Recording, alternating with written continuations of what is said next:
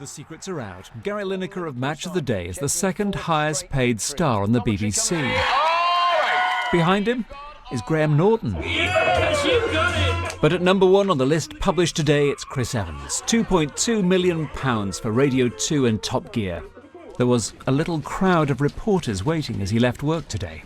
We are the ultimate public company, I think, and therefore I think that it's probably on balance right and proper that people know what we get paid, I think. And here are the details. Gary Lineker's deal is heading towards £1.8 million. Radio 2's Jeremy Vine takes home just under £750,000.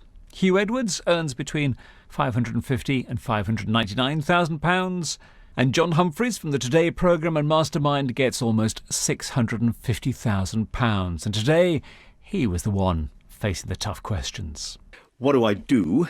On paper, absolutely nothing that justifies that huge amount of money. If you compare me with lots of other people who do visible, if a doctor saves a child's life or a nurse comforts a dying person. However, we operate in a marketplace. I think I provide a fairly useful service. I mean, somebody has to do the job of trying to hold power to account. What's also notable are the names that are missing. No David Dimbleby. No David Attenborough. No Mary Berry.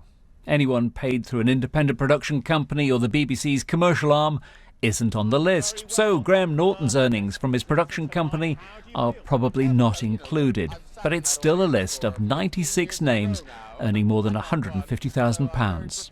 We are constantly working at ensuring that we get the balance right between our public, who want to have great shows presented by stars and great presenters, and them also wanting to know that their money, and it's their money, public money, is being spent properly. And that's always a balance. And over the last 2 or 3 years, yes, some key presenters and others have taken pay cuts. But is it enough? On the BBC tour today in Salford, there were some who felt it could go further. Yeah, they probably should be well paid. They're doing high pressure jobs. A lot's expected of them, but it's hard to imagine earning sums like that. So I'm going to say no, they're not worth that. It's a national treasure, it's really important, so we should be able to pay competitive rates. But I'm a bit shocked at what Chris Evans gets paid. They are on large amounts, but I've noticed that the women are on a lot less. Indeed, the highest paid woman only just makes it into the top 10. Claudia Winkleman at around £450,000. Indeed, looking at the list, 2/3 of the names are men. In the top 20, there are just 5 women.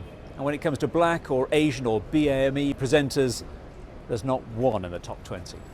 And this is licence fee payers' money. They need to know where the money is being spent and that they're getting that value for money. And I think by having that transparency, we have the opportunity to see where there's maybe gender pay gaps and where there's issues about BAME presenters perhaps not being paid as much as others. Meanwhile, at Radio 2, the listeners were turning the tables on Jeremy Vine. Are you embarrassed to pick up your paycheck? And outside, more questions. I'm just sorry, I think the BBC's really hurting today. Where is everyone? The highest paid BBC actor? Derek Thompson, Charlie from Casualty. Of course, most actors are off the list because they work for independents. And with Amazon and Netflix, talent costs are rising. It's not just ITV outbidding the BBC anymore. But for those paying the licence fee, today has been an eye-opening glimpse into where their money has been going. You didn't frankly have the balls to put country before party.